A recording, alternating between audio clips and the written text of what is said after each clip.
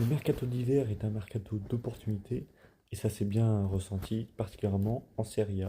En effet, hormis l'AC Milan, on va dire que les autres clubs n'ont pas vraiment acheté ou n'ont pas essayé de se renforcer considérablement. Il n'y a que deux clubs qui sortent du lot, qui sont Comme et l'AC Milan. Mais avant de s'attarder à ces deux cas-là, il est important de rappeler que justement la plus grosse vente, qui est quand même à souligner, ne vient pas d'un gros club européen, non, elle vient de Lecce, qui a vendu son défenseur gauche Patrick Dorgu pour 30 millions d'euros à Manchester United. Donc c'était un joueur non plus que je ne connaissais pas et ils ont réussi à le vendre à prix d'or. Donc voilà, donc c'est une belle information à saisir.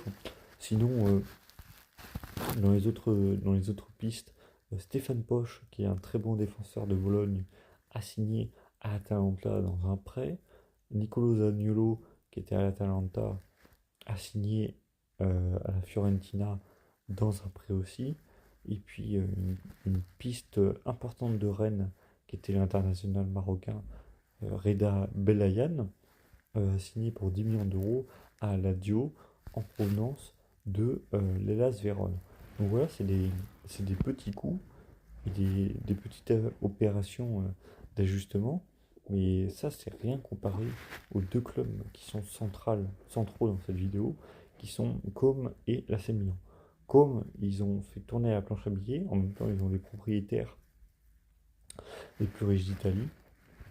Donc, ils ont réussi à mettre la main sur Jonathan Iconé, pas mal, en prenant la Fiorentina, sur Douvikas pour une douzaine de millions d'euros en provenance du Celta Vigo, qui est un bon buteur grec, sur Hassan Dio, comme on l'a évoqué dans une ancienne vidéo, en provenance du Betis Séville, ou même évidemment Maxence Cacré, qui est un milieu qu'on ne présente plus, en provenance de l'Olympique lyonnais. Donc comme a tenté des paris et essaye d'être dans la continuité de son mercato estival, et en termes de gros noms, c'est surtout l'AC Milan qui a frappé fort.